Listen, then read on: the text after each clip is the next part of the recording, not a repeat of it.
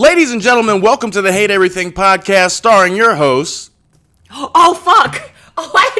You're literally gonna get fired. Tracy Kellett and Johnny Bratsby. So that was a surprise that I had, was that I've been practicing, and I don't know if you noticed, but I got decent. I just didn't know it was gonna land in the butt can. You call that decent? Bro. You call that decent, not having control over where it's going and just throwing it into the smoke can? Decent.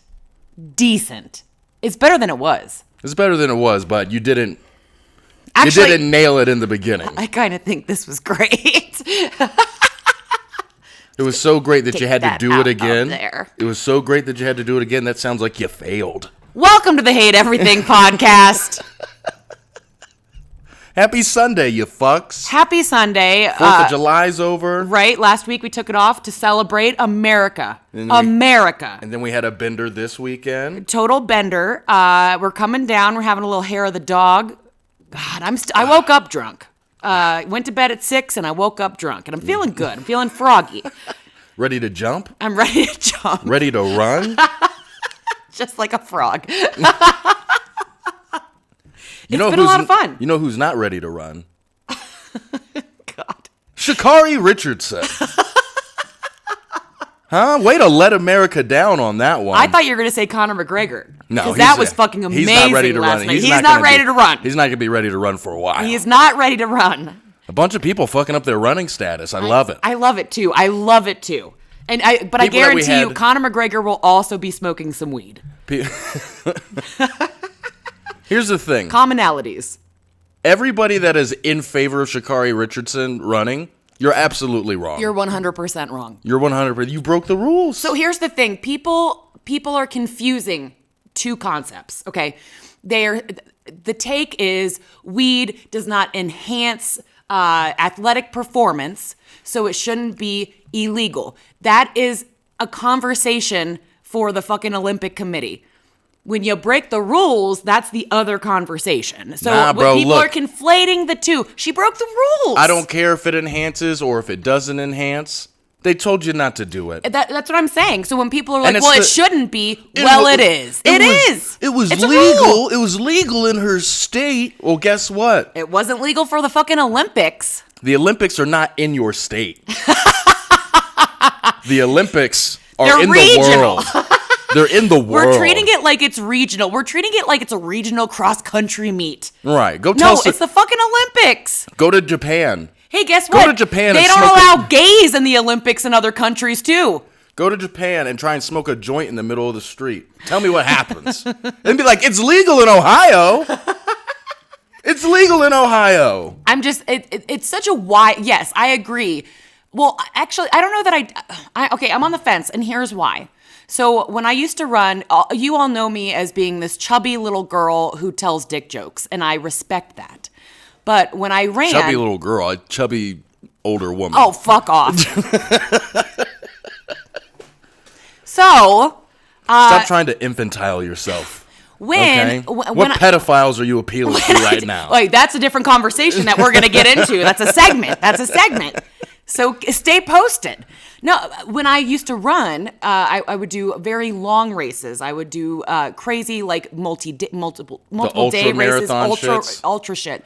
So you're a psychopath. I am psychotic. In case you guys had any question. Haven't picked up on that yet. Right. I'm dropping it's Blue's Clues over here. Okay, but a lot of them would smoke weed or they would microdose for these runs because it does enhance your physical abilities for some people. It helps with breathing for some people. I feel like it's more of a mental mind state thing more than it is like a physical enhancement. I'm just saying there are ways for it to be a physical enhancer. Now, obviously, she did not take an edible and then sprint the fuck out of that. That's not the situation. That'd be lit. That would be amazing. And by the way, those are the Olympics that I would tune in for. Now, here's the thing. I think if you trip on shrooms and then try and sprint, I bet you'll break all the world records. Especially if you're having like a bad trip. Just running in the wrong direction. You're just hallucinating and fucking just fucking taking off. Let's start the drug Olympics. Yeah, let's start fucking just dosing people right before their events. That would be amazing. Yeah, I would watch that. I'd watch a shit out of that. Absolutely. But again, it's not the same. She didn't do it right before she ran. I understand what people's position is, that it's not a performance enhancing drug. I don't understand the position at all, because here's the thing. It's the Olympics. It's world sports, right? So you got to have the most level playing field. And that's the point. And here's the thing. Yes, everybody. The whole point is if other people have cheated and used steroids, but they get caught. If you don't get caught, then you don't get caught. And well, one of the arguments was there is, I believe she's a marathon runner, and I don't know her fucking name because who the fuck watches the fucking marathon in the Olympics? I'm really sorry, no one does. Even when I ran those races, but a female runner just got popped for steroids, for a certain steroid, and the excuse for all these runners apparently is that she had just eaten pork. Yeah, I've heard like some meat can be tainted. Right. Like if it's like tainted, like they injected the pig with steroids in order to like grow it or something like that. I could see that. Here's what I'm gonna say: if that's a common thing, don't eat pork. Right. You're going to the fucking Olympics. How about you play it safe? Yeah, exactly. Do you want the gold medal or not? You spent your whole fucking life doing this, and you're gonna throw it away for some fucking pork tacos? Yeah. I mean, honestly, I would. Again, because I'm a chubby older lady. I'm glad you're being honest with yourself. I'm facing some shit. But here's what everybody's just trying to like, oh, this is keep the same energy you had with Michael Phelps. And I'm like, dude, Okay. You broke the rules. You got caught. I don't care. Like, oh, yeah, you're dealing with whatever thing is going on in your life. By the way, the thing with Michael Phelps was timing. I get that with just like 1-to-1, the comparison, everyone wants to make it. It's a difference in timing. So when you're in sports and you're qualifying for things, you have to meet different dates. You have different qualifiers. He didn't pop hot and then go to the Olympics. He was outside the window for a suspension, and he'd served his time, and he went to the Olympics. There you go. So if I'm wrong, fucking call me out. I'm not. I Googled it. I'm an educated, chubby, older lady. But she shouldn't be able to run. I think she's still able. I think she's still qualified to run the relay, right? They didn't pick her. They didn't pick her? They did not pick her up. That's a good message to send. I think it's a great message to send. And I will say this. And I'm not trying to keep black women down or anything like that. I was just about to bring that up. It's not a racial thing, but it's like, hey, this is what happens. Donnie Bradstein. This is what happens. Keeping strong black women down. Right. Hey, how about y'all stop smoking weed all the goddamn time? Get your ass on the track. And here's the other thing. How about you drink some water, huh? How about you hydrate? You want to smoke something? How about you smoke the word of our Lord and Savior, Jesus Christ? Bring the gold back. Bring the gold back with glory to him on high. We're going to start singing Hallelujah in like 2 seconds. Hallelujah. So why'd you have to do that Was voice? That the Shrek song? Huh? Were you singing the Shrek song? I was singing whichever one makes people cry. Oh, that's Hallelujah. So that's the other side of this argument is, of course, marijuana being illegal, the systemic racism that is tied to that. And shut the fuck up. She broke the rules. This is not a time for a systemic racism conversation. I've seen multiple people try and take it in that way. And that's not this is not systemic racism, because this is the world sport rules. If we want this to kick off a bigger conversation, let's do it. But you got to What kind of bigger conversation do you think it's going to kick off? Decriminalizing marijuana in America. It has nothing to do. What the fuck is that going to do for the Olympics? No, and that's what I'm saying. That's literally my point, is that still has nothing to do with the Olympics. If we want to make it a conversation about America and we want to do some work here in America, that's fine. That has nothing to do with the Olympics. Hey, let's make this thing that's going on with the entire world just about America. That sounds like the most American thing we could fucking do. Can you think of anything else? How come you guys are going to let them smoke weed? Well, because they live in fucking different countries. I know. I don't know. Ghana? Some of them have to, win gold to feed their village. Djibouti is not on board, okay? I can tell you that right now. They're like, hey, can we talk about how we can get some water before we figure out if we can smoke weed in the Olympics, please? Please, sir, can I get a well? I do think it's a confused conversation, in my humble chubby older lady opinion. I think it's a confused conversation. And again, if we wanted to open up a different conversation, I think that's great. Blah, blah, blah. Virtue signalers. But she fucking broke the rules. And you people just want to get high. What you motherfuckers need is Jesus, okay? Jesus. You guys need to go to a church, Hey, put some money in a bowl, Johnny. put $1 in the bowl. Where are 3 churches located in Colorado Outside Springs? of your house. Okay, there's one outside of of my your neighborhood. Yeah, there's one outside of my house. There's It's one not the off Duggar. Fountain Mesa. It's not the Duggar compound. There's It one looks outside like it of is, Fountain but it's not. Mesa. There's on Fountain Mesa. I can't remember the cross street, but there's one on Fountain Mesa. There's Six Flags over Jesus. That's And a then, little what was further it? north. And then isn't there a big mega church one off the side of the highway? There's That's 3. Six Flags over Jesus. There you go. See, there you fucking go. I know the 3 churches. I know 3 churches. I'm a man of God. I'm a man of Jesus Christ. I'm down with JC. I get high with JC.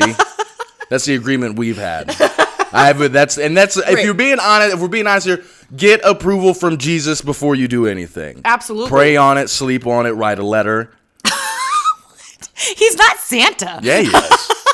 Literally, I just love to see you just dropping a letter to JC in your mailbox every Sunday. And it's just to on high. That's the address. To on high for Jesus Christ. Like 12 stamps. Right. Put it on Jeff Bezos' fucking rocket. Tell him to drop it off with my main man on his way to the stars.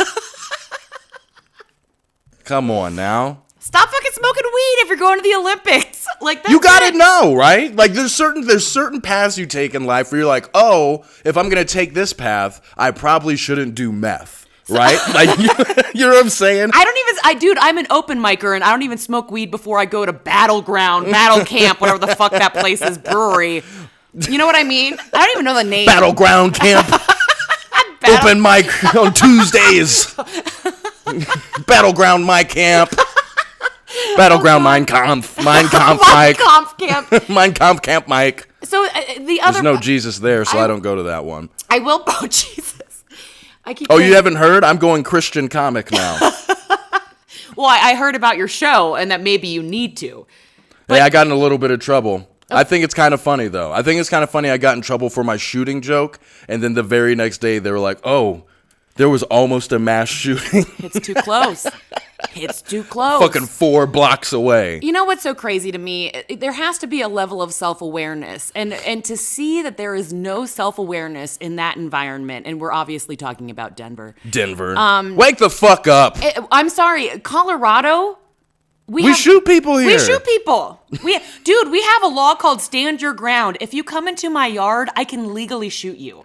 Denver literally I can legally shoot you in Colorado for Denver you stepping acts on like the biggest issue. I tried to shoot Johnny, but I'm too fast. He's too fast. She's an older, chubby white woman. And I'm an older, chubby white woman. She has no angular movement. Very little mobility. She has a very small radius of physical movement.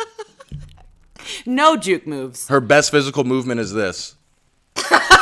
Dude. It's the cigarette arm. Like a fucking champ. Like a champ. No, but I just love how Colorado. Welcome to fucking Colorado. You can't shit on people's dogs in Denver. Here's what. That's so weird. By the way, God, that's so fucking funny. If you can't make fun of a dog. And you guys are like, oh yeah, man, we're not like killing a bunch of kids at supermarkets ever out here. Right, absolutely. That didn't happen. Shout out to King Soopers. I would love some more coupons, by the way. I will not shoot up your establishment if I can get some goddamn tortellini on sale. I did notice being out in Denver that there is a lot of beautiful women out there. There's a lot of beautiful women in Denver. Of course, they're beautiful, they're tall, they're fit, they're lanky. But here's the issue. Very small boobs. There's clearly not a good place to buy jeans in Denver. You mentioned this. We need to get a good... Well, look, I'm telling you, we're sitting on $1 million idea. We just need to have good jeans. Because they're all clearly wearing, like, their dad's jeans. Their dad's jeans or leggings because they didn't have any Jordache available from their older brother. It's so wild. I'm walking around, and I'm just like, who the fuck? It's ill-fitted. Who's telling them that these are the jeans? Well, I mean, so here's the thing. I mean, have they not seen any pictures? There are different fads. Is the fad right now to wear jeans that make your ass look terrible? Is that what it is? Yes. That's terrible. What the fuck are you doing? The 90s have come back. So I know that you are younger than me, but the 90s. I remember mom jeans in the 90s. But these are beyond mom jeans now. So these are the Cindy Crawford jeans from like 1992. The ones that are like straight down. They're not tight. They're kind of tapered, but they're not fitted. Denver jeans make me worried. They're Guess jeans. Denver jeans make me worried about the economy. I'm telling you, you go down there. Look, I'm telling you, ladies and gentlemen, if you're ever in Denver, just take like 10 minutes and just watch people walking by. Walk around the park. And you're like, what the fuck is this? And there's I'm going to say this, and I'm going to go out. So nobody's trying to fuck in Denver? Jean skirts. Can we? Nobody's trying to fuck in Denver? Can we let go? There are things that we need to make peace with. A, you cannot smoke weed if you're going to the Olympics, or meth, as you pointed out. B, we need to send weekly letters to our Lord and Savior Jesus Christ. That's right. And C, can we just get rid of fucking jean skirts? Are you kidding? Jean skirts are fine. No, they're not. I think they're fine. No, they're not. It's just like a lampshade, a denim lampshade. If they know how to, hovering over your ass. If it fits good over the ass, are you talking like the? I'm talking about the Denver jean skirts. The ones that like flay out. Yeah, I'm talking about the ones that go like this. The Denver jean. I'm going to call it Denver skirt. That's what it is now. The DS. You know exactly. Because what about the ones that are like a tube? It's almost like they stepped into a tube of jean and then cut it off. Oh, the super tight ones? Yeah. Oh, I mean, that's different. Those are fine. I like those ones. I'm talking about I'm calling it the lampshade. I'm doing this. So if you're listening, you have no clue what I'm talking about. Women in Denver, fix your fucking jeans. He's not kidding. Fix the fucking jeans. What are we doing? They have money, and that's the thing that bothers me. And here's the thing about Denver. Denver is so pretentious. These people have money. They have just gobs of money. They have a 2-bedroom fucking loft that they pay $3,000 a month for. And you're picking the jeans passed on? They have the money, and they are shopping at thrift stores to save the world. Those are rapist jeans. You're ruining Johnny's life. That's what you're doing. If you're getting jeans from a thrift store, those are rapist jeans. 100%. Those are jeans that they got from a foreclosed house. They're discarding evidence. That's what they're doing. They're discarding evidence when they take it to the fucking art. I'm just going to start lying about thrift stores. Start lying about them. Did you know 76% of clothes in thrift stores come from rapists and convicted murderers? Yes. Did you know 80% of shirts in thrift stores are stolen from Native Americans? They're cursed shirts. All of Denver was built on a fucking Indian fucking burial ground. We know that. We fucking know that. Maybe that's why it keeps getting shot up. Look at Colfax. Just look at Colfax. The proof is in the pudding, my friends. The secret's in the sauce. And the sauce is the blood of our Lord and Savior Jesus Christ. Ladies and gentlemen, allow me to take you on a journey. We're going to do a guided meditation for the remaining 45 minutes of this Let me podcast. tell you a story about a man who traveled through time to save America. I think you're talking about Quantum Leap. Yeah. Jesus Christ. Jesus Christ, our Lord and Savior. That makes so much more sense. Okay. Why would he not? That's how he keeps coming back. He's quantum leaping into people. God, I loved that show. He's quantum leaping into people and like you making us all have like, you know, moments. He's becoming these people and doing something great with them. Like he was Sha'Carri Richardson and got high and ruined his chances at the Olympics. Absolutely. So we would all talk about it. I mean, so here I do want to mention this because I feel like an asshole if I don't. So I don't know if I believe her. I have reason. I don't know, but she did say believe all women.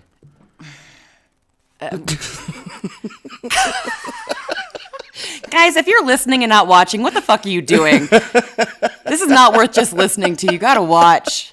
You know, she did find out from a reporter during a press conference that her biological mother had passed away. How does that happen? I mean, when you're not connected with your family, and as someone who finds shit out very secondhand about her family, I understand that. And she did say that she was kind of relying. She took the edible. She was kind of relying on that release because she was very overwhelmed with grief, and she's an athlete, and she has to focus. And I totally get that. But the way you bring that's been brought up to me, like every time they're like, she found out from a reporter that her biological mother died. That statement right there, it's like, so was she not like, did she not know her mother? No, I think so. Because they were estranged. Okay, so like the way that's worded, it's like, so they clearly didn't have the best relationship. No, right, and I get that, but at the end of the day, it was still her mother. You're the person that brought you into the world. But if you have to find out through a reporter, you know what I'm saying? It's like, but you got to make time. Sometimes it's crazy when you are estranged from someone. You have to make the time to fix things, and she obviously. No, but like I'm saying, like how like. Her mother was probably dead for a minute, right? It's not like her mom died and then someone was like, call the news. Who knows? I don't know how long she was dead. Maybe they just found the corpse. I'm just saying the way that the and by the way, you can get her genes. Right.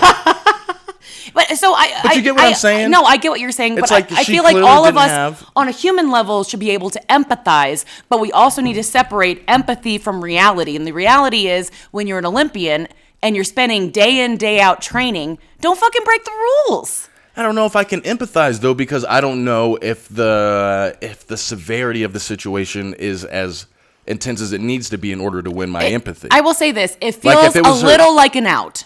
That's what I'm saying. It feels like an out. It But- feels like a cop out for it feels like an excuse. For any human, no matter how long her mother had been passed away, guys, Yep. See? What I tell you? I told you it was gonna fall. the map, it's fine.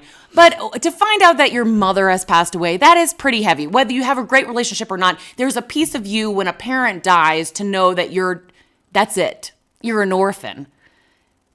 You know what I mean? That's emotionally hard. I guess. But at the same time, it feels like if you had to find out through a reporter because you guys were so estranged, then you probably didn't really care. You felt kind of like an orphan. Well, I don't think probably didn't really I think there was care a as reason much. why they were estranged, and she probably already felt very orphaned. But the physical reality is hard. But again, you're an Olympian. Don't fucking smoke weed.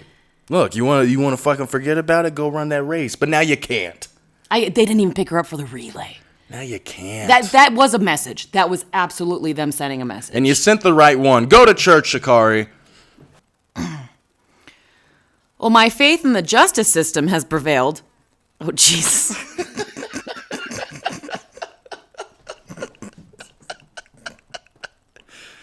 I was airing the nips out. I was getting some underboob He was slap. swoobing. I was swoobing. He was swoobing, America. And you had to air it out. I had to air it out. I didn't know you were going to start your bit. It's funny. I did know you were going to start your bit. I know you did. Bill Cosby is free. He's a free man. Free man. He's walking among us mortals. Yeah. I think, good on him. By the way, I saw Good on him. His first thing was like he went and got some pizza and it had olives on it. It was like cheese pizza with just olives. And that's how I knew he was a rapist. Oh, really? Dude, olives are fucking gross.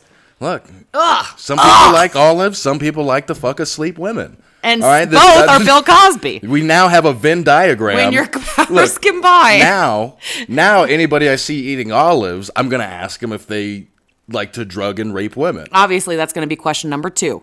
Right. Logical. Are those olives?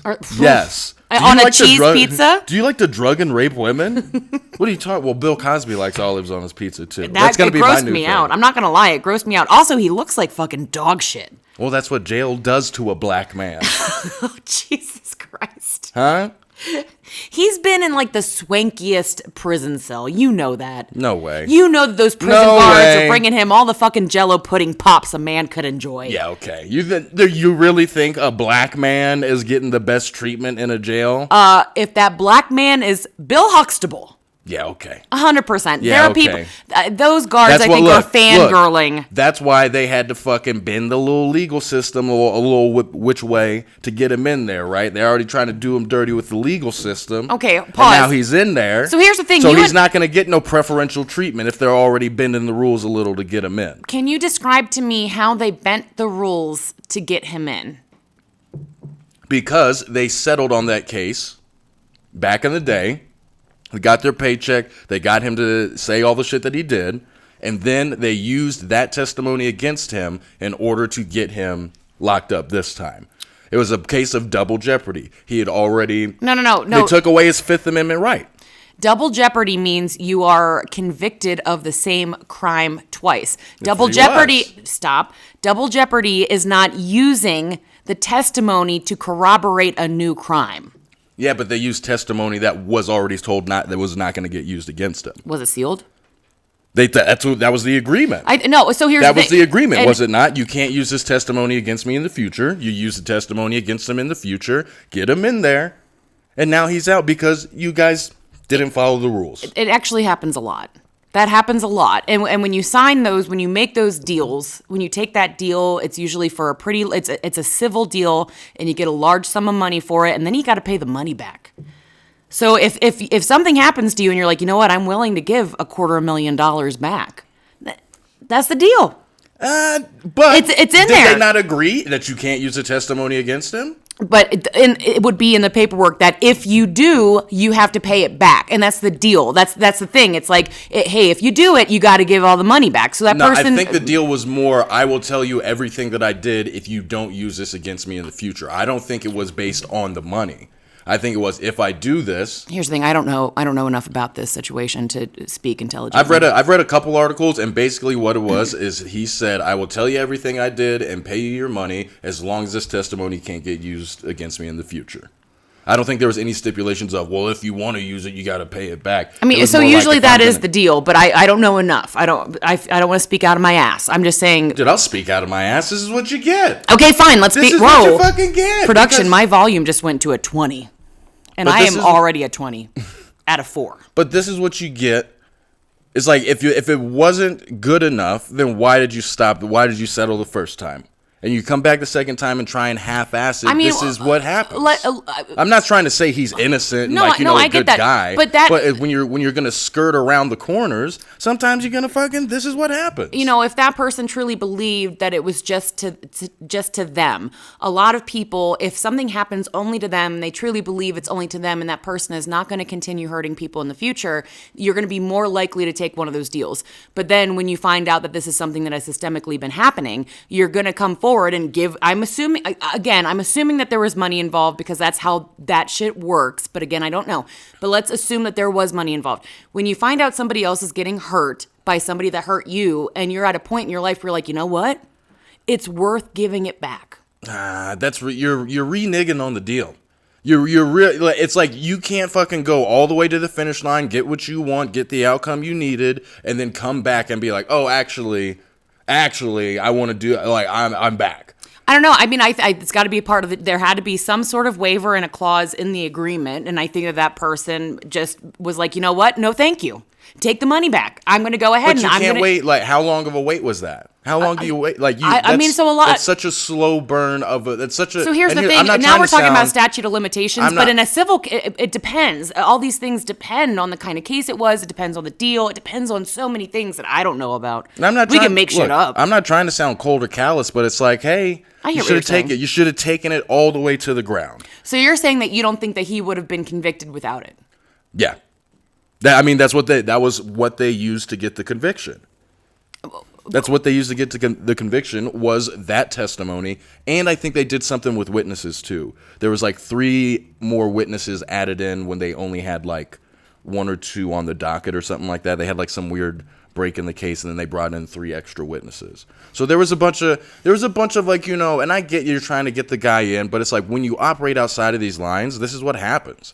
When you start getting a little iffy with it, and you give an angle for exit, you can't be upset when someone finds a way to take that angle, no matter how hard you tried to how narrow you tried to make that angle. Well, I'm gonna blow everyone's mind right now when I say that kind of shit happens every single day to normal people.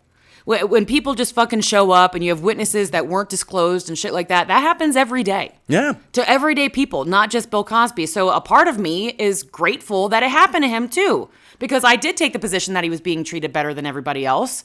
And now I feel like, well, maybe he's just being treated like everybody else. I'm going to just spill my Baja Blast. But that's my thing. It's like, it was shoddy legal work. It's like I've seen. Yeah, imagine if somebody couldn't fucking afford a multi-million-dollar attorney. Imagine how fucked they would have gotten. You know what I mean? Right. I mean that's what I'm saying. This is kind of, or this is the price of America, baby. If this is the price, if our legal system is always going to come down to what's going on in the courtroom, and the courtroom is based on who can just debate the best case, This is the shit that happens. That is, yeah. You know what I'm saying? Here's the thing, that is America. Like, if it can get to something where it's like, Cochran, baby. I can out-talk you and make my crime legal. Right. That's just the way the cookie crumbles. Yeah. It's the way the cookie crumbles. Well, we were talking about Bill Cosby, and I had brought up a case to you that you hadn't heard of. Yes. So Paula Poundstone, she is... Oh, wait, hold on. Before we get into that, it's because he might be going back on the road. He might be able to do stand-up again. Right. And we're going. Yeah, I will fucking go. I'm getting backstage passes. I'm covering my drink. Get the little rape things? Yeah, I'm getting the rape cover with my little straw. Razzle snazzle. He'll find a way. He'll find a way. It's going to be in the barbecue sauce. I hope he's just putting it in the olive pizza, because I'm not touching that shit. There's no way he gives backstage passes. If he has backstage passes, I'm going to get some. Oh, of course. Just so I can make that joke in front of him every time. Right. You guys want some water? Or do I need to double check it? Like, just anything he hands me. Here's a complimentary t-shirt. This isn't going to fucking... This isn't laced in Vicks Vapor Rub, is it? I'm not going to fall asleep as soon as I put it on, right? God, I do love Vicks Vapor Rub. If he goes on tour, I think we need to push Loonies to have him. Oh my God, yes. You know it would sell out. It would sell out in minutes. Oh man, and then we'd have to fucking fight with all the newspapers. Yes. It'd be like half the newspapers would be like, Bill Cosby coming to Colorado Springs. And the other half is going to be like Bill Cosby is coming to Colorado Springs. It's like the difference between like one exclamation point and like 7. Right. And like all caps. You know what I mean? Would you stand your ground on that? Let him speak. No, let him perform. I'll be a mouthpiece. I will be the mouthpiece for it. Here's what I believe. And here's the thing. You and I disagree about the conviction. I believe he is a rapist. We disagree on certain fundamental things about the justice system. However, he got released. And look, I'm not a lawyer. I'm not a judge. I'm nothing. So if he got released, he did his time in my eyes, and I got to let it go. The judge called it. I gotta let it go. The judge called it. Because at the end of the day, and this kind of tied back into all the conversations we fucking had about cancel culture, if you piss somebody off or you fuck up and you pay the price, and I'm not saying that the price he paid was enough. I'm not. But here's I don't get to pick it. If you pay the price, you're done. But this is your life. I don't believe that any of us, no matter, unless you're like Jeffrey Dahmer, right. I don't think anyone should be judged by one bad action. And I'm not saying that Bill Cosby only had one bad action. You're treading into some very thin ice over here. I love it. I love it. You're treading into some thin ice over there. Should I not say this? No, go ahead. I'm loving every second of it. Because I can't wait to see what we can clip out. Oh, God. And just send to the women of Denver. We can't judge anybody off one mistake. This is what Bill Cosby. I'm going to edit it together and make it look terrible. I'm going to edit it. Bill Cosby. You can't judge anybody by one thing. He's out. Look, I'm just going to fucking say it. We're all human. He's a monster. He ruined lives, okay? He did. But he's out, and we're all human. At the end of the day, someone is going to mourn his death. Right. Someone will mourn his death. Some of America, a lot of Americans, would mourn his death. And it's like there's a fucking meme. It's just like the Kobe thing. It's just like the Kobe thing. It's Kobe. There's a meme circulating that I saw 3 different fucking people post in 3 days. And it was like, if R. Kelly held a free concert, you know you're going. And like everyone's putting hearts and like laughs and shit like that. Can we just admit that there are monsters out there who do monstrous things that still mean something to someone? And at what point can I as an individual say, I don't want a part of it, but I'm not going to fucking ruin everybody else's life?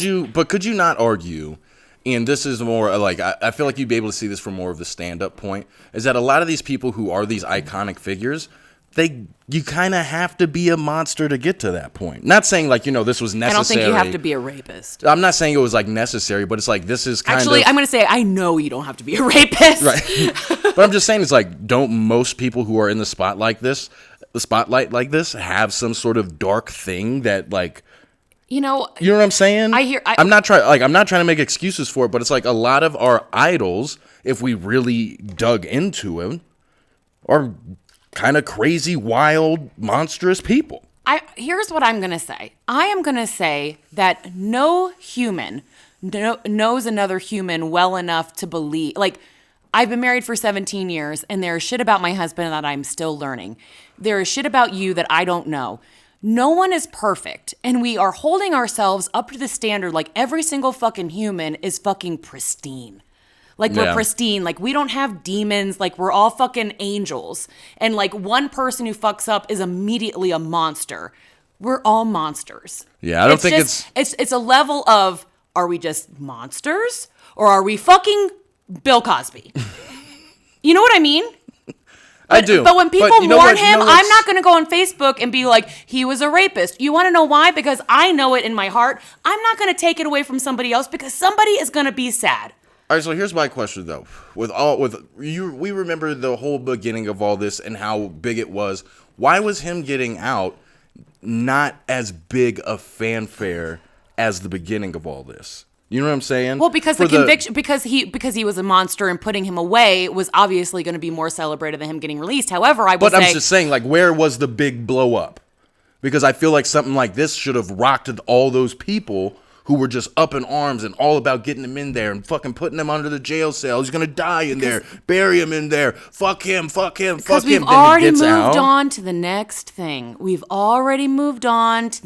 thing. But then doesn't that put in question the original fucking accusations? The original outrage. The original accusations and all this sort of stuff. So I will say... Doesn't it make it a little shaky to stand on? I'm not trying to say, like, discredit or say these women were lying or anything like that, but doesn't it take intense and how, like, crazy all that was and kind of just put a wet blanket over this fire? So now it's almost like, well, I almost feel like it's opening the door for someone to be worse than him. Oh, do you know what I'm saying? Do you know it's like because 100%. It's like the outrage is there for the beginning, but if you can just outlive the outrage, they'll eventually not care about it. So here's the thing: it's the same with the Free Britney shit, right? We get the fucking release tapes. You're reading the transcript. It's this poor woman who is $1 million. She's a fucking enterprise, okay? Her own money is paying for her dad's lawyer to keep him in charge of her money so he spends more money per month than she does. And we're all fucking up. Free Britney. We're all up in arms. But with all this shit, as her lawyers are now resigning and the paperwork isn't getting filed with the court like she asked, like the judge told her lawyer to do, no one cares. Because we're tired. What? It's exhausting. I'm tired. We are so excited for the scoop. We're so excited for that initial. We're fucking junkies. America's a bunch of junkies. We're high on the story, and then we just are like tired. I'm tired. That's what I believe. I believe it's not it's not sensational. It's just exhaustion. It's not sensational anymore. So we're over it. Look at what Trump did. Took away everything. God, took away everything. He took away my dopamine. He took away all my fucking mental chemicals. That's what I truly believe it is. I think it's just exhausting. And then, like, you and I just started talking about, like, the legal side of it. It's so shaky and it's just so conniving and so manipulative that it's like even like there is no true justice. Yeah. Like even if he would have been in there for his full sentence, it's like it's just one of those things. It's like it just gets muddied up when it gets to the legal system and all that sort of shit. And the legal system is insane because here's the bottom line: if you can prove that someone raped someone, it shouldn't take corroborating testimony. Yeah. He raped her. He raped multiple women. Why is that? And I'm sure that and then that's the legal system because there's technicalities and shit's going to get thrown out. And that person isn't found credible, even if there's evidence because they don't have a good lawyer. And, I'm tired just talking about it. I'm exhausted. But I think it's fun. But we brought all that up because when we were talking about this story, you brought up a comic that is in a similar situation that never received as much flack, never received as much fanfare. Yeah, and I thought it was in the 90s, and I'm going to rock your world right now when I say it was 2001. Oh, wow. So this is the new millennium. This is after everything. This is the Backstreet Boys had already come and gone. Mm-hmm. Britney was already locked up. Yeah. Like, this is 2001, guys, is fairly recent. Not really. It's 20 years ago, but. Oh, fuck. Well, coming from the desk of the chubby older lady. Living in the past. So Paula Poundstone. Poundstone. She was a comic. Can we pull up a picture of her production? Because I don't know what she looks like. I was going to say, a lot of people who are my age, you're going to remember her because she's Tracy's old age, if you guys are the same old, archaic, dude, prehistoric, I'm 36. biblical age. Can you believe I'm 36? Britney Spears is 36. Do you, Al Goodwin said I look like I was 25. Oh, wow. I would say 27, 28. I would believe that. Okay, I'm just making myself feel better. Okay. Do you remember Paula Poundstone now that you I don't remember her. Okay, she looks like a nice lady. She was a very famous comic throughout the 90s, and we're going to get to her current situation, but she was a foster parent. Mm-hmm. That's beautiful, right? Right. Taking in kids, right. at-risk kids. Right. Doing the right thing, doing the Lord's work, sending the fucking letters every week. To Up on High. Up on High. And she was charged with molesting these kids. Okay. And drinking and driving with these kids in her car. Okay. Okay. I don't agree with one of those. Oh. It's called child endangerment, Johnny. I know. I grew up in a lot of child endangerment then. Same. So she was charged with and now I'm going off memory, guys. So if I'm an asshole, fucking drop it in the fucking comments on YouTube. Which, by the way, subscribe. We need 100. Just fucking, you can avoid the fucking notifications. Yeah, we just need a hundo. We just need Turn the vanity the bell URL. icon off. Yeah, just fucking, who needs notifications on YouTube? But bottom line, she was charged with committing lewd acts on minors, and these are littles. Okay, These are little kids, and when I say little, here's 16 for me. That's obviously awful. I'm talking littles, like 4. Okay, so like 4 to 10. So she definitely was sending letters on high, asking for forgiveness. A lot of forgiveness. She was charged. At first, she pled not guilty, and then she took a lesser charge because of the legal system, where she pled no contest to the child endangerment. Okay. Okay. And let me tell you about what Paula Poundstone's been doing. Comedy. She's gone on tour. Is she still on tour? Yes. And can we look up some dates? I'd like to see where she's going. And recently. I guess this wasn't too recently. If you say 2002. And recently in 2003, when I was graduating from high school, she was, I almost want you guys to guess. Look at this. Look at these tour dates. She's hot on tour. She's coming in hot. Let's see. Is she coming to Colorado anytime soon? Ludies. We should just have him book a bunch of fucking people with just crazy backgrounds. I'm featuring for her. You might know her. A lot of Florida. A lot of, what is that? Oh, going to Virginia. Birchmere Music Hall. Who doggy? Music Hall. How much are these tickets? You might know her voice if you heard it. Probably. Because $55 a seat. Ladies and gentlemen, she was a voice in the Disney Pixar film Inside Out. What voice was she? She's giving all the love to all the children. What voice was she? It's Googleable. Was she happiness? I think she was. God, I wish she was sadness, because that's what it did to me. I'm just saying. What if she was gross? Gross, yuck. God, yuck. This whole story makes me feel so icky in my tummy-tum. I'm just saying, I think it's so wild to me that I feel like, who was she? Forgotten Paula? Who was Forgotten Paula? Can we pull up I've seen this movie once. I've seen it a bunch, but I don't know who Forgotten Paula is. I was really hoping that she was fucking imaginary what if she's Papo or whatever. Forgotten Paula? Is she?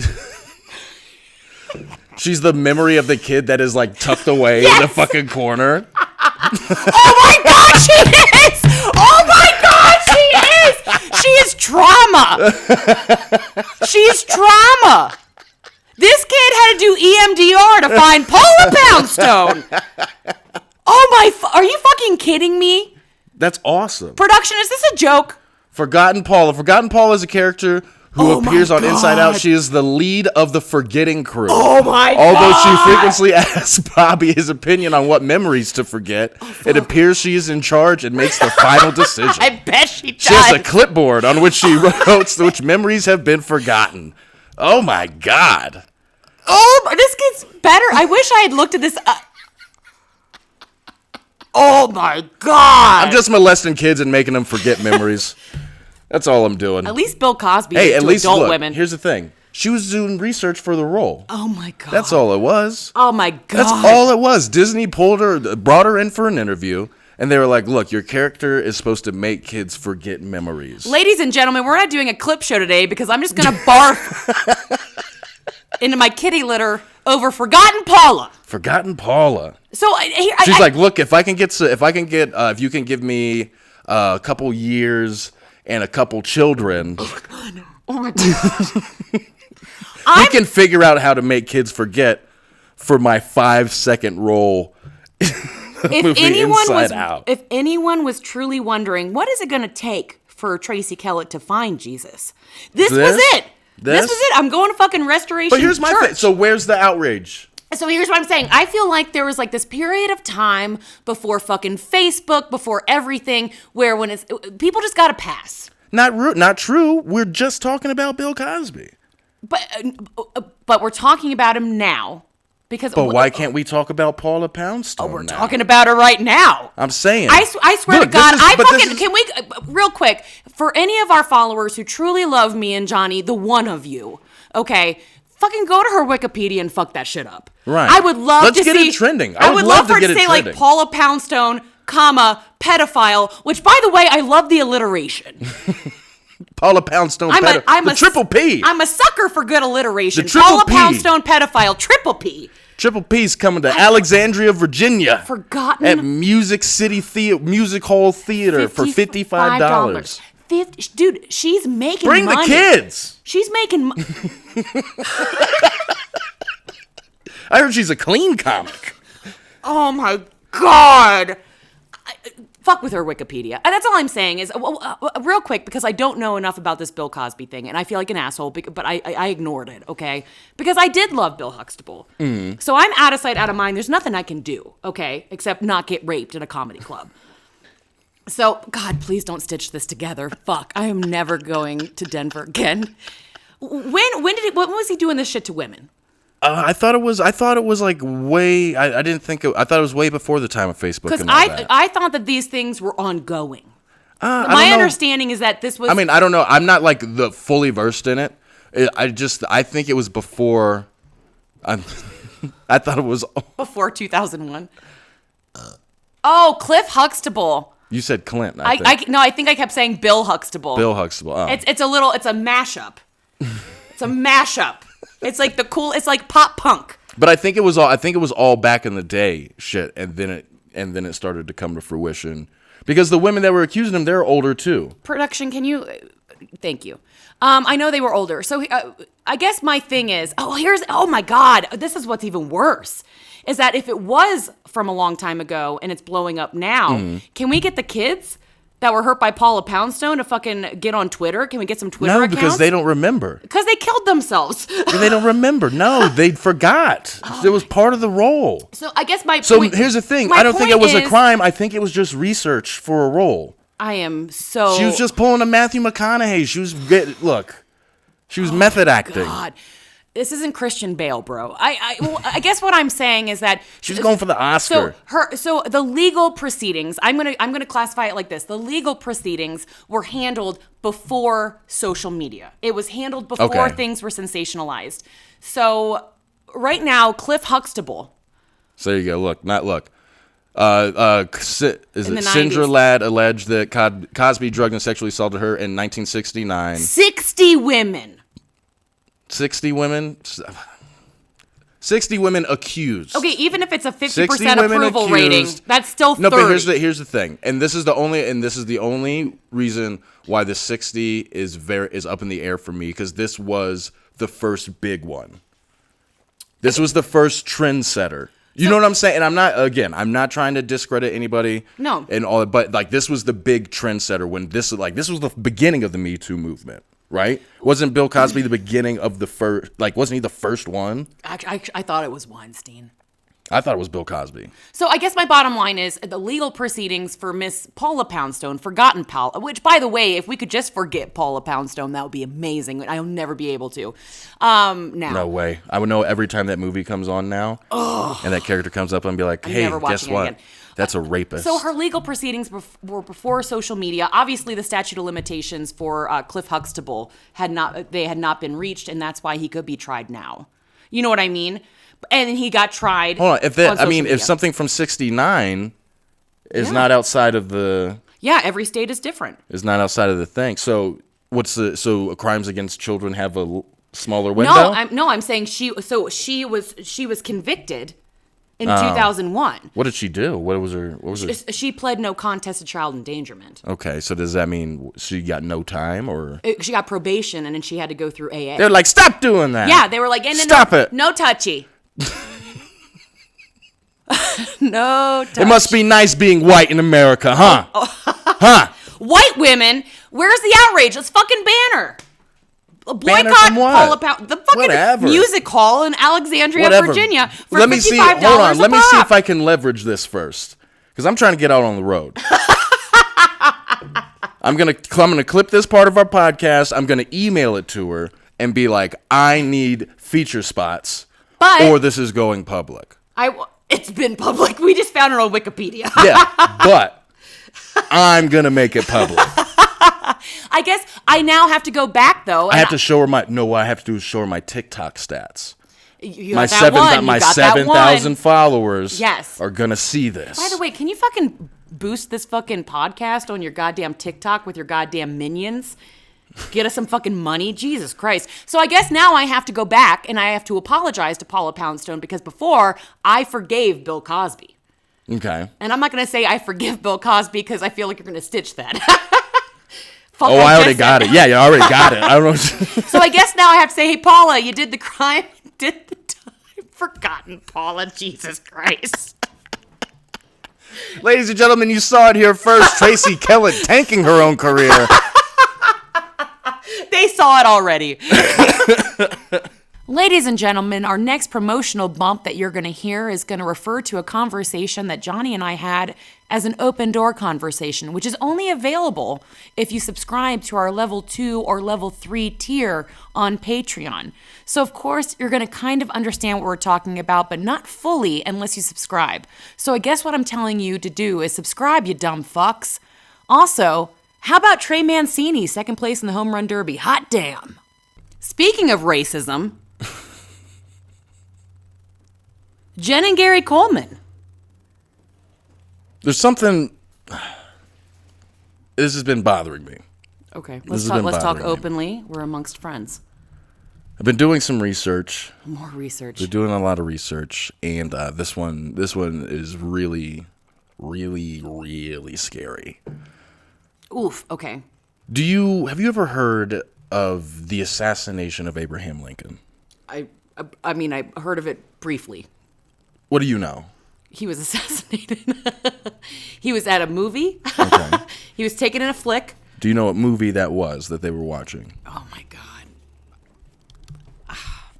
I don't want to know. It was Jen and Gary Coleman's sex tape. Oof. That they made on the moon. Oh, okay. So I was wrong when I was saying that girl. Okay, yes, I did so here's the thing. I did my math wrong. Okay. When I first read the synopsis for the movie, I was like, "No, what? How many stars on Rotten Tomatoes?" It never got. But here's the thing, right? They own a time machine that is also a space machine, and they can go to space with it. You know, and if they could do on this, the moon, okay, and then travel back in time, right, and sell the tape to a movie theater. So Abraham Lincoln he's catching a flick. He's at a matinee. He's at a matinee. And he's watching Jen and Gary Coleman's sex tape Jen and Gary's their sex tape. And wait, are we sure that he was assassinated then, or could this be a conspiracy? Do you think it was suicide? No, it wasn't suicide. John Wilkes Booth, actually. Was he in the movie? It was Jen Coleman in drag. I mean, they had been terrorizing America for decades. Decades. Centuries, even. Eons. They were trying to stop slavery getting emancipated, proclamated. I don't know that you used that correctly as a verb. I think I used it very correctly as a verb. Okay, I think I turned the words perfectly into verbs. Okay, okay. I'm not saying that they are correct verbs, but I'm pretty sure I nailed turning it into a verb. Okay, so here's where we're at. It's literally from the beginning of time, the beginning of America, as our flag wasn't even completely sewn by... The dinosaurs were killed by Betsy Gary Ross. Coleman's bald head coming in through space and crashing into Pangea. And Pangea is a Latin term for Jen Coleman's pussy. Oh my God. Okay, look, it's crazy because we've talked about a couple things. Right. And there was some stuff that kind of got under they ruffled some feathers, like the sex trafficking and things like that. Like little things that kind of just, you're like, that's annoying. Right. You know what I mean? Just like paper cuts. Right. But this cuts deep. This cuts deep. I'm pretty sure they're involved in most of the major conspiracies throughout time. We're going to have to do some research, but I'm pretty sure we can tie Jen and Gary Coleman to most atrocities on the planet. Okay. Well, I say let's do some digging. It obviously doesn't take much. Right. Oh my God. I didn't know that they hated you that much. We're on to you guys. We're coming for you. Look at us. Stay subscribed, though. Please. We want some of that blood money. We have your name and a Sharpie on our table. Stop fucking with black people. So we're talking about education. Mm-hmm. And I came across a very interesting tweet from Mr. Tim Dillon. So production, if you could bring that tweet up, it's a video. Your comedy hero. Yes, that's my guy right now. That's my guy. But it's a very interesting tweet about the status of a certain classroom. So, yeah, Twitter, Tim Dillon. We're pulling it up. We're pulling it up. All right, so I scroll down. Keep going. Keep going. Keep going. I have no idea where this there. is going, right by there. the way. Libs of TikTok. If we can get volume on that and run that tape back. When you say that there are gay conservatives, are you really just referencing Tim Dillon? No. Okay. No, what are you talking about? There's a lot of gay conservatives. There's like 4. Yeah, okay. That's what... Okay. I'm a 4th grade teacher, and I do a lot of work with social justice and equity in my classroom. We have racialized conversations all the time, and my kids have gotten very good at this type of discussion. But there's one thing that keeps coming up that I'm not quite sure how to tackle. Her hair. It's the slang, with cultural appropriation of slang terms. Like, sheesh, they're doing that a lot, or like, oh, that's fire. And I think this one I'm having trouble knowing how to start the conversation because I don't know what my goal is in the end. And this is where I would like a little feedback from anyone who's willing to give it on TikTok. Am I asking kids not to use the slang that comes up because it's probably culturally appropriated from POC? Or am I asking kids to do the research to find out where things come from and respect those cultures like we have been doing anyways? But I don't know. I just don't know how to start the conversation because I don't know how to end it. And I'm sorry, how I'm a old are these 4th grade kids? teacher, Oh, fourth grade. and Fourth I grade. do a lot of work. 4th grade. That's 8, So- 9. So here's my issue with I don't mind kids having racially charged conversations. You want to break down these barriers. I think it's important. But when she's kind of getting into the weeds where it's like they can't use slang. You can't use the sheesh or the, oh, that's fine. I feel like that's just that, like, you're almost, this is like going to be a new form of segregation. You know what I'm saying? It's going to be like the new age form of segregation. I where feel it's like segregation might be a strong term, but I see where you're taking it's a social, like a social segregation. It's like, oh, you can't say that. That's a black thing to say. You know what I'm saying? Like, doesn't that feel like just racism walking around the building? So, like, you're not just going straight to racism. You're doing this big loop, and you're still kind of ending up in the same spot. I mean, so here's the thing. I'm not 8 or 9, and I think it's important to have those conversations when they are young, so they understand it at a very young age. And it's a core thought, unlike Paula Poundstone's forgotten. Paula, God, I'm never gonna let that go. But I will say this. So very recently, Pass me the What do you want? the drink the booze. mix. Okay. Do you need the orange juice too? Yeah. We're just over here having a fucking buffet. Very recently, a black comic who I know, and I'm friends with him, not best friends, obviously. He's not coming over to my house later to braid my hair. Wow, that sounded very racially That wasn't charged. racist. That was a thing about girls having slumber parties and braiding each other's hair. But maybe this But is part of the conversation. you picked a very specific hairstyle No, when talking about Jesus the black Christ. person. Okay, he's not coming to my He's house not coming later over to and talk about boys. He's gonna cornrow my That's not what I hair. He's not fucking gonna come said. over and have a fish fry. Dude, I can have a fish fry at my house. I grew up on the Chesapeake. Let's fucking go. But he came into the club and I say, hey, what's up, brother? Because that's how I talk to you. And that's how I talk to my white male friends and my black male friends and my Hispanic or Latino male friends. And I said it. And he said, hey, I don't like that coming out of your mouth. Is that cultural appropriation for me to say that? Well, but this is what I'm saying. This So is that's where what I'm we're saying, getting and into that's the where we're weeds getting into the weeds of policing. because when I say brother, I say you're my brother. Right. You know what I Yeah, mean? no, I totally get what you're saying. I'm not saying it like Dude, because I get looked at weird when I call people, what's up, brother? Because, I mean, just my overall appearance is very upsetting to, like, black culture. God. It's a very weird, and I'm not like, this is my cross to die, but it's something I've come to terms with, and I'm comfortable with, like, now that I'm older. It used to fuck me up when I was a kid, but just the way I look makes black people uncomfortable, like, immediately. Especially when I start talking, and because, you know, I'm not all the way black, I'm not all the way white, I'm just me. And I thought you were Indian. Right. But you know how I talk. I just talk how I fucking talk, and it throws people off. I say nigga, Right. I say brother, what's up, motherfucker, like all that sort of shit, and they always think I'm trying to like take the piss and make fun of it. It's like, no, this is just who I am. Right. And it's because of the straight hair, and it's but like this sort of shit where it's talking about cultural appropriation of slang terms and stuff like that. It's like, no, if it's a slang term, it's just out there in the ethos for people to use. Well, when I think at a certain age, too, you know what I mean? At a certain age, when you're 8 or 9, this is now something that is so deeply rooted. I mean, this is how people talk. This is how you've heard people talk. This is what you've been raised around. Even if you're in an all-white family, when people say, sheesh. Right. I have never once associated that with black culture. Well, you probably haven't seen the trend on TikTok. Okay, and There is a trend going I'm around in gay right now. TikTok. We talked about it in an open door conversation. You should subscribe to Patreon.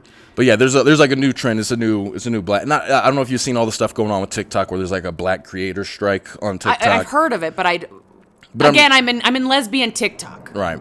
But I don't know. It's just this felt kind of weird because it just feels off. And then the other side of this conversation that I want to get into is we are putting a lot of pressure on kids. We're putting a lot of pressure We've on talked kids about this to before. change the world. And my thing is, it's like, I almost feel like people are overcorrecting. It's like, because I get where Pendulum. our generation is. I'll consider me and you the same generation. We're like 6 years off. You know what I'm saying? 20 years off. No, yes. But you know what I'm saying? Thank Like, you. I actually am flattered by that. we're in that same like group of people. I think we are the same. I mean, we're both millennials. Where we're kind of dealing with the horrors of our parents, Mm-hmm. right? And the shit that they like. When I look back and think about like, holy shit, I can't believe just 20 years ago my parents were having to deal with them being an interracial couple and having to deal with all the stigmas and judginess that came with Isn't that crazy? Right? But I feel like with how ugly that stuff was, what we're doing now is I don't feel like it's productive. I feel like it's almost going to throw kids into a very weird spot. And one of the things that came across my mind when I saw this video was, I don't know if you remember when we were growing up, there was a big problem with the over-sexualization of kids. And they were talking about how this is going to make kids fuck earlier. It's going to make kids like you're like forcing them into adult situations and stuff like that. And I think, and this is where it goes. This is across the spectrum for me. When you're talking about race issues, when you're talking about political issues, when you're talking about sexual orientation issues, when we're doing this with kids, and I think 4th grade is very, very young to be throwing any of those 3 topics at them. I understand how you want, I understand the sexual orientation. You want people to feel comfortable with who they are and all that sort of shit. But it's just when you start throwing these adult things that we haven't figured out as adults, and we're just trying to, like, you know, cut corners almost, and it's like, let me just instill it in the children now. Isn't this going to throw these kids into crazy adult-like mind states? Okay, well, By the time they're in high school, by the time we're in high school, we're going to have freshmen that are well-versed in politics, sexual orientation, racial Like, you know what I'm saying? Like, we're going to have this weird group of children who are just way too adult for where they are in life, I feel like. So, again, real quick, I'm going to correct a phrase that you used just because sexual orientation is different than gender identity. And so I guess my take on this is I think there is a line. I think there is a balance because education and equality and freedom, those things are all tied into, well, I'm going to say they're all tied into education. I misspoke. I'm drinking. But so the more you know, the easier things are. So when you say it would be weird for them as freshmen to be well versed in these things, I don't see that as a problem. I don't see that as a problem. But here's what I'm going to say. You don't see it as a problem right now, but I think it'll be a problem because you're almost taking away childhood. You're forcing kids to have to, because it's not like they're bringing up racial things. It's like, oh, this is kind of what it's like. They're like, these are the evils of the world. This is how bad it is out there. Look at how terrible it is. It's like, it's never rooted in something positive. It's always like, let me show you how ugly and nasty and bad and visceral it is. You're really going to make kids like have to grow up real quick. Well, I don't know that teacher, like this specific example, first of all, there are absolutely different classrooms or different educators or just different leaders that are taking the angle that you're describing. This teacher, I believe her angle is the more open the conversation, the easier things will be, right? But look at how into the weeds she's getting with it. I think she's getting into the weeds. I think she's getting into the weeds in a couple things. However, you just described to me a TikTok that I hadn't seen, and you are saying it's associated with Black culture. It is, but in the same time, it's just a trend. It's a TikTok trend. It's something that people are saying right now, like, what's up? Well, no, I get that. Well, you know what I'm saying? Here's the thing. When I was growing up, the N-word was freely thrown around in my household and with family members and things like that. And I didn't know it was a bad word until I went to school because I wasn't around in certain environments a lot of Black people. And when I was around a lot of Black people, they weren't using that word. But that's a different tone than like trying to associate that with something that people are doing on the internet as an internet trend, which is just a fun, goofy thing for people to do. Hear me out. It's not always said in a certain tone when it's a part of your vocabulary. When it's a part of your vocabulary, it's not always said in a certain way. So I guess my point is that if there had been a more open dialogue when I was younger, I definitely would have understood it better. And I think it's, again, an open dialogue is what's going to help kids feel more comfortable. But isn't it also I also don't think you should shame someone. Like when I say, hey, brother, I also don't want to be shamed like I'm culturally appropriating when I literally am just, for me, I'm calling you my brother. I'm not saying, now I say it like that and it sounded super Black and I didn't mean to. But isn't it also going to drive a new sort of racism? Oh, you can't do that. That's a Black thing. No, that's the thing is I don't think this educator I can't do that. That's something Black people do. I can't do that. That's them. I don't think that educator is telling people not to. She was saying to explain the origin. To explain that, hey, this is from this culture, this is from this culture. But she used the word cultural appropriation. Correct. They're culturally appropriating, which makes it a negative thing, which means you shouldn't be doing it because that's Black people's thing. I think it leads into like microaggressions and things like that. But not, and this is what I'm saying is this is only going to create more division. It's going to create more educated division instead of just ignorant division where it's like, oh, they're Black, their skin color, they're different, keep them away. It's going to be like, oh, we can't do that because that's something Black people do. And I'm not trying to culturally appropriate. And it's like, what do you mean? You're just saying sheesh. You're just saying, oh, that's fire. Like, you know what I'm saying? Like they can't now white kids can't say, oh, that's fire without it being like, hey, you're culturally appropriating. So now it's going to be a socially educated like racism, and it's going to be a whole other thing to have to deal with. Can we flip this on its head and have Black people start saying holy moly rats? I think it's important to explain where certain vocabulary comes from, just like we had talked about Harajuku girls and shit like that. I think it's important that you understand where something comes from, that it's also now a part of your culture. When you're white and these are the people that you're around. Oh fuck, I feel like I'm getting myself in trouble right now. You're fine. Okay, the culture, the environment that I'm in, I definitely don't think I'm black. I don't believe I have a lot of microaggressions. I believe everyone does. To a certain point, I think I think it goes every way. I think it's definitely more noticeable when white transcends into different cultures, but I think it is in both ways. But I think when you understand it a little bit better, you're aware of it, and then you can not make people uncomfortable. Like, I don't want to ever go up to like a lady at the club who is a person of color and say like, "What's up, sister?" Like, that felt weird even saying it as a joke. But some people do. But some people do. And by the way, that's out of fear, by the way. It's out of being uncomfortable and fear. So an open dialogue would remove that. So what, open dialogue, so after we have the open dialogue, will that person still be able to say sister, or do they need to stop saying sister? I think if it's... You know what I'm saying? I hear what you're saying. And this is where it's going to just drive a new type of division. It's like taking, and it's almost, this is going to sound bad, but it's like almost taking the power away from white people and giving it to the minority. No, where it's like, but you know what I'm saying? It's a weird, it's not justice. It's just transferring the hate into a more consumer friendly fucking. I think the education is important because of the open dialogue, but I hear what you're saying, and I don't know. Ultimately, I don't know what the resolution. I just see it as a slippery slope. How have you ever had a white person speak to you in a way that made you feel uncomfortable? No, not really. I mean, besides like not really sounds like yes. Besides like the overtly racist stuff, like there's never been like, oh, they're fucking, man, you shouldn't talk like that. That's how black people talk. You've never felt that way? No. You want to know why? Do you ever have someone that you've seen speak to someone else speak to you differently? Nah. But you have to understand why I feel that way is because I was always the person getting questioned like that. I hear you. And you have to, like, I've tried to explain this to people, because there's a lot of black people that really just don't understand, like, why I don't know certain things about black culture, why I'm not invested in certain things in black culture. And it's because I feel like I don't have a culture.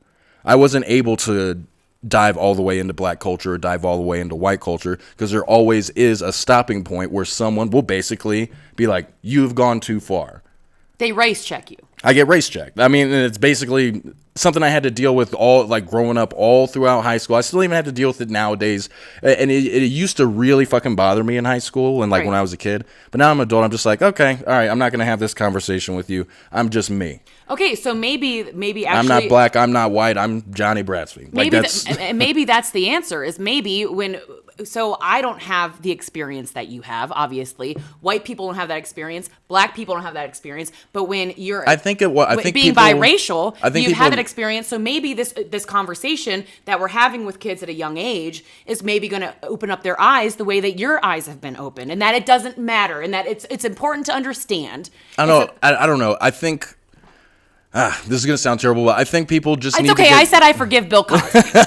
I think kids need to have negative experiences. They need to have negative experiences that isolate them and make them feel wrong and stuff like that, because I never would have become the individual that I was if I didn't have all these negative experiences that force me to basically kind of live in my own bubble. So, because I used to try really hard to get in with the black kids, and then I would always get to a point, and then I'd start getting made fun of. Oh, look at Johnny trying to act like he's all the way black. But then when I go hang out with white kids, it's never like, oh, Johnny's all the way white. You know what I'm saying? Right.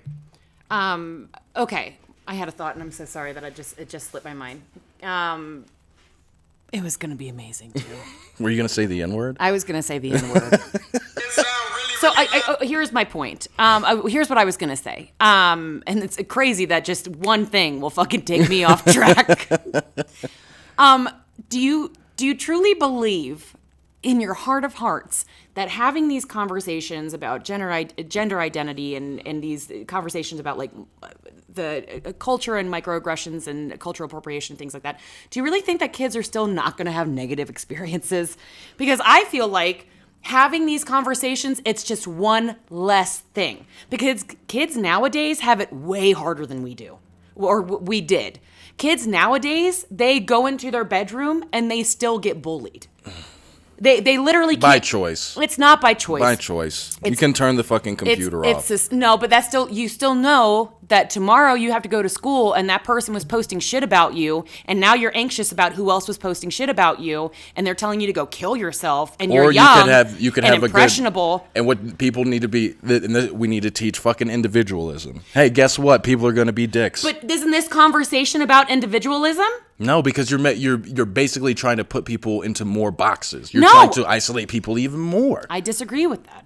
I disagree You with can't that. do that. That's a black thing. You're appropriating black culture. You're appropriating black culture when you say that. So you guys need to watch what you say. My takeaway from her, and I'm only speaking about this specific clip because obviously there are going to be people, there are going to be educators, there are going to be leaders that take this in a different direction. It's always going to happen. It's never going to change.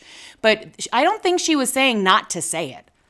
I think she was seriously saying we have conversations. If you're calling it cultural appropriation, that means it's negative and it's something that needs to stop. But they're having a conversation about it, and they're trying to understand it. I don't think she's telling them not to use those words. She's telling them the origin story. She's saying that using that is cultural appropriation of POCs.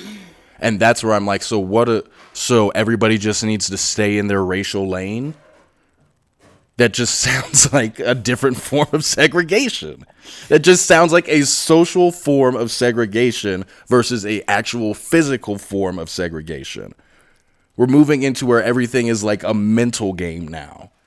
And as I'm saying, there's so much, like, that's already gonna, like, it's already so hard coming up through school, trying to figure out who you are and learn what you need to learn to pass. And now we're gonna throw all this extra confusing shit on top that adults still can't figure out.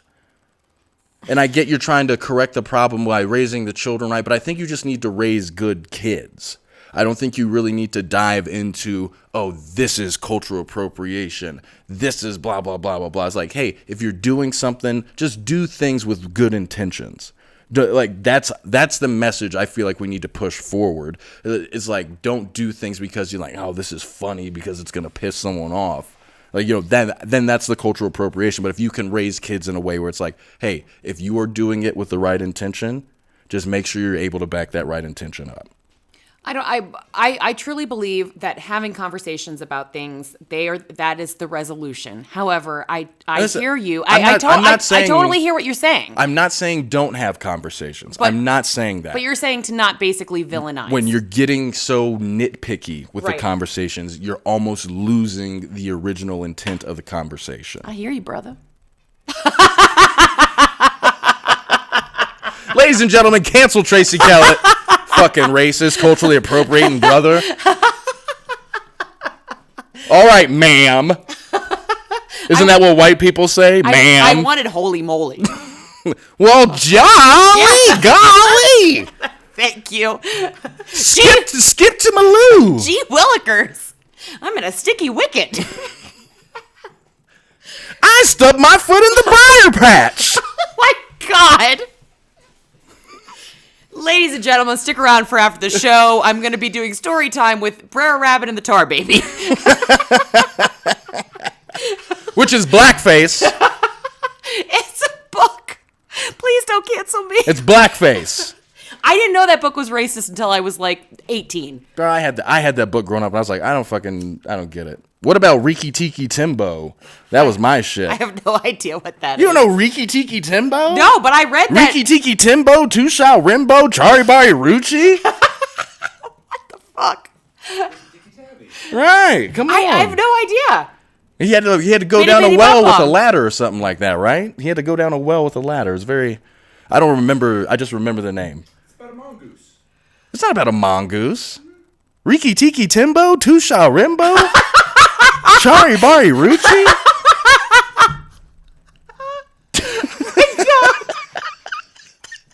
God.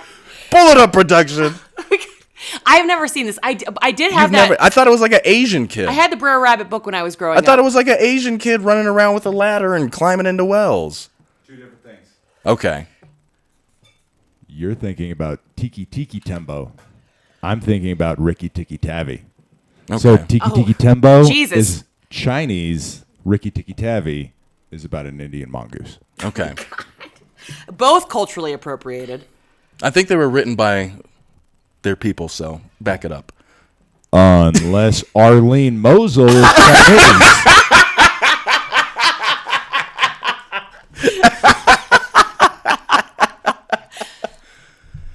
Anyways, that's been the Hate Everything podcast. I'm getting canceled. Yeah, we're going to get her out of here. Good job, ladies and gentlemen. It took, what, 6, 7? Yeah. And some footage that we had to delete. Oh, my God. Don't hack our servers. I'm Johnny Bratsveen. I'm Tracy Kellett. Enjoy your Sunday, folks.